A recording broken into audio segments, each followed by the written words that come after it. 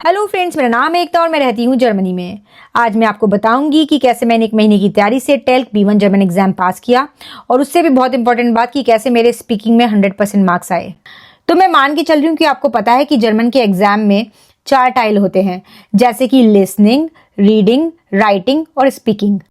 एक और बहुत इंपॉर्टेंट बात कि मैंने टेल्क का A2 B1 एग्जाम दिया था, जो कंपैरेटिवली ईजी होता है टेल्क B1 एग्जाम से। सबसे पहले मैं चाहूंगी कि आप टेल्क का A2 B1 का एग्जाम देखें, सैंपल पेपर टेल्क की वेबसाइट से जाके, जिसकी लिंक मैं यहाँ पर दे रही हूँ, और आप एक आइडिया लगाएं कि आपकी अंडरस्टैंडिंग कितनी है इससे। और ये मैं मान के चल रही हूँ कि आपको जर्मन लैंग्वेज की बेसिक अंडरस्टैंडिंग है, आपने कहीं ना कहीं तो पहले से थोड़ा बहुत पढ़ रखा है।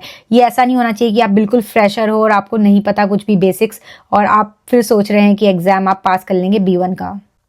तो हमेशा मैं सबसे पहले स्टार्ट करती हूँ लेसन से। तो मैं सबसे पहले रीडिंग करती हूँ, ये जो टेल्क का सैंपल पेपर है। मैं ह्योरन तीसरे दिन से स्टार्ट किया मैंने, तो 15 दिन तक लगातार मैंने लिसनिंग और रीडिंग किया एक्सटेंसिवली। उसमें मैं एक सैंपल पेपर लगाती थी शुरुआत में, और फिर 5-6 दिन के बाद मैं 2 सैंपल पेपर लगाने लगी और 2 ह्योरन लगाने लगी एक साथ। लेसन में मैंने एक यूट्यूब चैनल फॉलो किया था जिसमें तकरीबन 18-19 सैंपल पेपर थे। अगर आप चाहें कि कौन सा मैंने यूट्यूब चैनल रेफर किया था तो आप कमेंट में लिख सकते हैं मुझे, मैं आपको वो चैनल डीएम कर दूंगी। बाकी आप कोई भी बुक खरीद सकते हैं टेल्क B1 एग्जाम की, और आप रीडिंग की तैयारी कर सकते हैं, क्योंकि बेसिकली आपका बेस बनाएगा कि आपको रीडिंग से अंडरस्टैंडिंग हो। इसके लिए ये नहीं कि आपको वही सैंपल पेपर आएंगे। और मैं आपको बताती हूँ कि जितने भी मैंने सैंपल पेपर ट्राई किए थे वो कोई भी प्रेटेरिटुम में नहीं था, जबकि मेरे को एग्जाम में जो आया था वो प्रेटेरिटुम में था। तो मेरा हिंट है आपके लिए कि आप प्रेटेरिटुम की थोड़ी सी तैयारी कर लीजिएगा। ह्योरन की तैयारी मैंने यूट्यूब चैनल से ही की थी। मैंने सिर्फ 2 या 3 चैनल फॉलो किए होंगे, और उन्हीं से एक्सेसिवली मैंने सुना था कि मतलब कि मेरी अंडरस्टैंडिंग कितनी है उसके साथ। तो मैं पहले पूरा सैंपल पेपर लगा लेती थी, उसके आंसर लिख लेती थी और लास्ट में जाके उन्हें टैली करती थी। अब आते हैं स्पीकिंग पे और राइटिंग पे। तो नेक्स्ट 15 दिन में मैंने इन दोनों पे कॉन्सेंट्रेट किया, और उसमें भी सबसे पहले मैंने ईमेल्स लिखने स्टार्ट किए। तो A2 B1 में मैंने जितना भी लोगों से पूछा था तो ज़्यादातर ऐसा आता था कि ईमेल लिखना है आपको आंसर में, जैसे कि आपको आपके बच्चे के कीटा में बुलाया गया है कि आप आ सकते हैं कि नहीं, आपको बताना है, और आप क्या ला सकते हैं, आप किस काम में हेल्प कर सकते हैं। तो मैंने ये समझ लिया था कि कोई फॉर्मल ईमेल का आंसर मुझे करना होगा।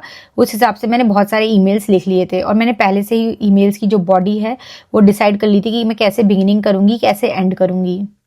कुर्ज नाखरिश आता है एक स्मॉल टेक्स्ट मैसेज, जो मैं कुछ लिख लिए थे कि कोई मेरा फ्रेंड मुझे बुला रहा है तो मैं क्यों नहीं आ सकती हूँ, मैं बीमार हूँ, मैं अपनी फ्रेंड के साथ गई हुई हूँ, या मैं अपनी बहन के साथ गई हुई हूँ, मैंने कोई काम करती हूँ मैं कहीं पे, तो वहाँ पे बहुत बिजी हूँ इसलिए मैं यहाँ नहीं आ पाऊंगी। तो इस तरह के मैंने 4-5 कुछ लिख लिए थे पहले से। बहुत ज़रूरी है कि आप कैसा इंट्रोडक्शन देते हो। तो इंट्रोडक्शन के लिए मैंने आपको 2 सैम्पल इंट्रोडक्शन यहाँ पे पेस्ट किए हैं स्क्रीन पे, आप इन्हें फॉलो कर सकते हैं। अगर आपको पसंद आते हैं तो नहीं, आप अपना कोई अलग इंट्रोडक्शन भी लिख सकते हैं। जैसे ही आप इंट्रो देंगे वैसे ही आपसे एग्जामिनर क्वेश्चन जरूर पूछेगा, वारुम möchten Sie Deutsch lernen, was magst du in deiner Freizeit।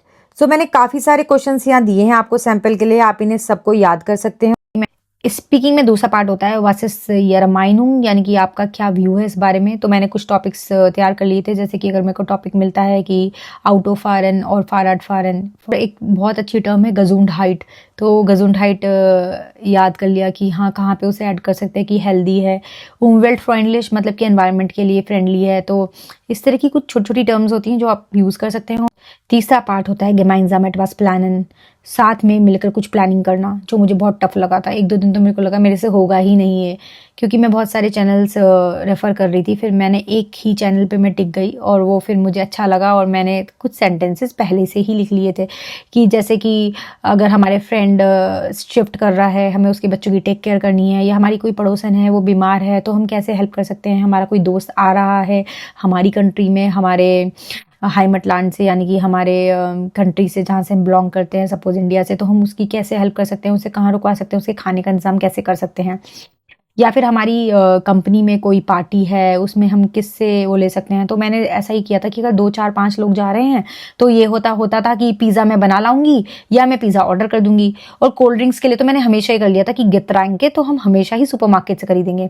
लेकिन अगर सेमिनार है तो भाई हम घर में ना बना सकते हैं पिज़्ज़ा, ना ऑर्डर कर सकते हैं, मतलब कि फिर तो हमें किसी कंपनी से वो लेना पड़ेगा। तो बस यही लर्न कर लिया था कि इश्क है आइना फर्मा, हम वहाँ से ऑर्डर कर सकते हैं। तो इस तरह से मैं कोई डॉइच टीचर नहीं हूँ, लेकिन छोटे छोटे टिप्स दे रही हूँ जिससे मैंने एग्जाम पास करा है। तो शायद ये आपके लिए हेल्पफुल हो। All the best for your exam. अगर आपको मेरी वीडियोस अच्छी लगती हैं तो मुझे फॉलो, लाइक, शेयर, सब्सक्राइब जरूर करें। Thank you.